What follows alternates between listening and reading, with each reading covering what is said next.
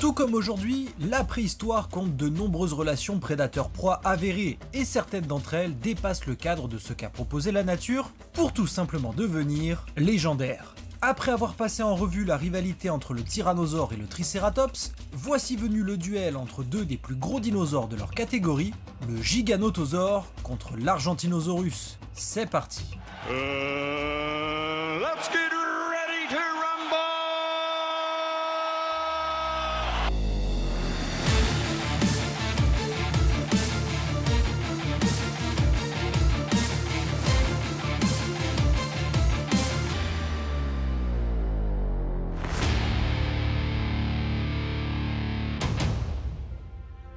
Bonjour tout le monde et bienvenue sur Dodo Review. J'espère que votre semaine s'est bien passée. En tout cas niveau dinosaures, on a eu des news puisqu'il y a eu une énième bande-annonce du dernier film Jurassic World qui vient tout juste de sortir. D'ailleurs, si jamais vous ne l'avez pas vu, je vous la mets en description de cette vidéo.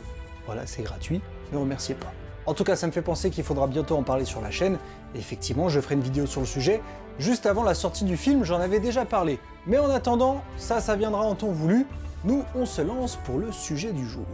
Plus on est gros au sein du règne animal, moins on a de chances d'être attaqué. Il s'agit d'une règle d'or dans le guide de survie des herbivores, et ce constat est largement avéré pour des animaux comme les éléphants ou encore les baleines. À l'ère des dinosaures, les règles n'étaient pas différentes, et s'il y a bien un groupe qui a poussé le gigantisme à son paroxysme, ce sont bien les sauropodes. En gros, ce sont tout simplement les grands dinosaures au long cou, pour ceux qui ne seraient pas familiarisés avec ce nom. Mais même parmi ces géants que sont les diplodocus, le brachiosaure, qu'on a d'ailleurs vu en focus, ou encore le titanosaure, leur taille ne se valent pas, et l'un d'entre eux semble avoir repoussé les limites de l'histoire du vivant. À la fin des années 80, un éleveur argentin remarque des os étranges qui dépassent du sol de sa propriété. Il venait tout simplement de faire la découverte du plus gros dinosaure connu à ce jour, même s'il a bien quelques concurrents dont la validité est quand même un peu bancale. Quoi qu'il en soit, les chercheurs se rendent sur le site et vont exhumer pas mal de restes de ce grand dinosaure, dont un tibia presque aussi grand qu'un homme, ou en tout cas beaucoup plus grand que Passepartout. L'animal en question est baptisé Argentinosaure, en référence à son pays d'origine, vous l'aurez compris. D'ailleurs, ça me fait penser, mais si on ferait la même chose chez nous, ça ferait quoi? Le franciseur? Ça fait pas très stylé, on est bien d'accord. Bref, revenons au thème. Notre Argentinosaure a donc vécu au milieu du Crétacé, soit la dernière période sur les trois que compte l'ère des dinosaures, entre 95 et 90 millions d'années à peu près. Classé dans le groupe des titanosaures, donc dans la même famille que ces gros lourdeaux qui foutent le bordel dans Préhistoric Park, les dimensions de ce dinosaure forcent le respect. 35 mètres de long, 8 mètres de haut et plus de 75 tonnes, soit 4 fois le poids d'un diplodocus. Pour ces animaux, grandir vite était une question de survie, et on estime qu'un bébé argentinosaure grossissait de 50 kg par jour à force de s'alimenter presque 24 heures sur 24, ce qui le rendait presque inattaquable au bout de quelques années, un peu à l'image des éléphants aujourd'hui. Avec cette taille, on peut penser que l'Argentinosaurus n'avait aucun ennemi. Mais comme le dirait André Dussolier dans Sur la Terre des dinosaures, la nature n'offre jamais rien aussi facilement. À la même époque où furent trouvés les os d'Argentinosaurus, puis au début des années 90, les paléontologues vont faire une autre découverte majeure, celle d'un squelette de dinosaure carnivore complet à plus de 70% et peut-être plus grand que le T-Rex, le giganotosaure. Ce lézard géant du Sud a donc également vécu en Argentine de 100 à 95 millions d'années et a donc été contemporain de l'Argentinosaurus sur la fin de son règne. Et pour preuve, les fossiles de ce grand prédateur ont justement été retrouvés proches de ceux d'un argentinosaure, preuve que le sauropode a peut-être constitué le dernier repas du prédateur. Et alors que cet herbivore titanesque venait à peine d'être découvert et qu'on le pensait invincible, la nature a tout de suite montré qu'elle lui avait offert un prédateur à la hauteur.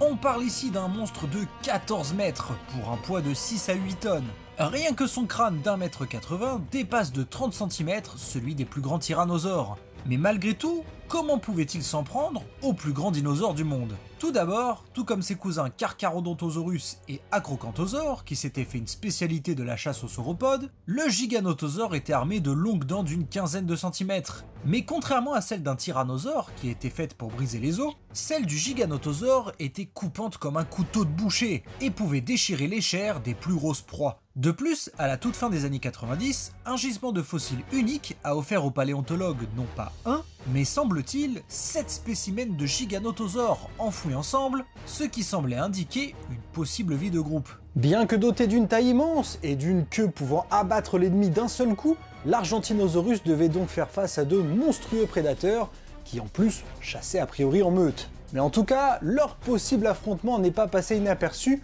notamment pour la BBC. En 2002, la BBC sort le fameux documentaire Sur la trace des dinosaures, dans lequel le GOAT Nigel Marven va notamment partir à la recherche du troupeau des plus grands dinosaures du monde, qui se rend sur son lieu de ponte habituel. Mais avant d'atteindre leur objectif, les argentinosaures vont devoir se frayer un chemin parmi les féroces giganotosaures, qui leur tendent une embuscade.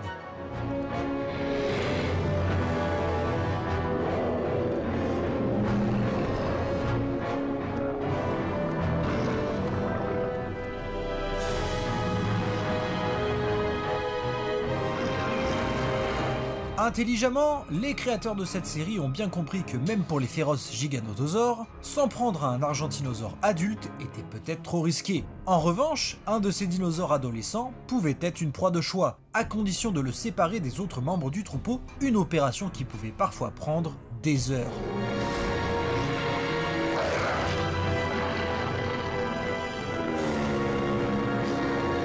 Voilà donc comment devaient probablement se dérouler les quelques affrontements que se sont livrés ces deux géants. Mais cette bataille n'était peut-être pas qu'un simple duel, car quelle qu'en soit la raison, le giganotosaure a disparu plusieurs millions d'années avant les derniers argentinosaures, et il s'avère qu'un troisième dinosaure est venu jouer les troubles fêtes. En effet, en 2006, des scientifiques décident de réétudier le groupe d'ossements qui appartenait, on le pensait, à une meute de giganotosaures. Mais il s'avère qu'en fait, on s'est trompé de dinosaures. Coup de théâtre au début des années 2000, les 7 giganotosaures trouvés 10 ans auparavant sont en fait un peu différents du premier spécimen jamais découvert. Suffisamment en tout cas pour être renommé Mapusaurus rosae, le lézard de la Terre.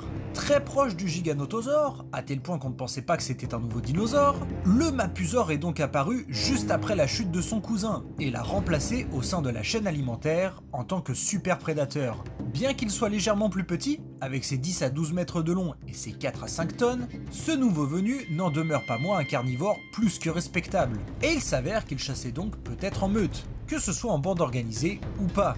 Dans tous les cas, il aurait été d'autant plus dangereux. En bande organisée, personne peut nous canaliser. Vous l'avez compris, l'Argentinosaurus n'a donc pas dû affaire à un seul prédateur, mais potentiellement à 2 monstres mortels. Et bien que le Mapusaure ait été décrit il y a environ 20 ans, donc c'est assez récent on va dire, même s'il faut pas abuser, eh bien les créateurs de documentaires n'ont pas raté le coche pour nous offrir quelques confrontations entre lui et l'Argentinosaure. Nous sommes en 2007, soit 5 ans après la traque des giganotosaures observés par Nigel, et seulement 1 an après la description du Mapusaure. Et pourtant, ce dernier va rapidement être mis en scène face à l'Argentinosaure dans Dinosaures géants de Patagonie, que j'ai d'ailleurs eu la chance de voir à la Géode à l'époque, pour ceux à qui ça parle. Voilà pour l'anecdote. En tout cas, on y suit 2 individus des 2 espèces qui vont finalement se retrouver pour un possible combat à mort.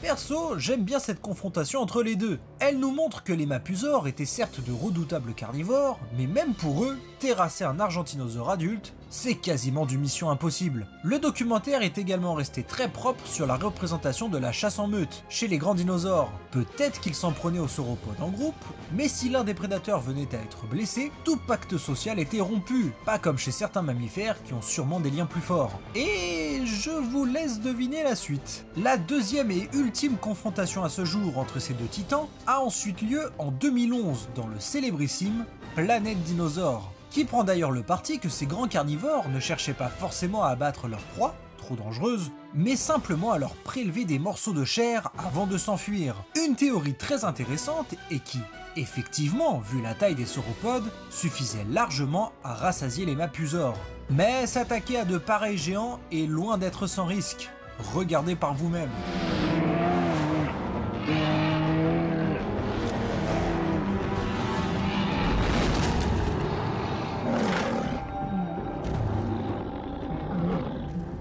La relation entre l'Argentinosaure et ses deux grands prédateurs sud-américains, que sont le Giganotosaure et le Mapusaure, est l'une des plus fascinantes de l'histoire de la vie, car ces animaux représentent chacun l'évolution ultime dans leurs familles respectives. Mais pourtant, tous ces dinosaures ont disparu plus ou moins à la même époque, et surtout plus de 25 millions d'années avant la fin de l'ère des reptiles géants. Mais ça, ainsi que tous leurs autres secrets, vous seront révélés lors de leurs focus respectifs. Et voilà, j'espère que ce deuxième Dino Showdown vous aura plu.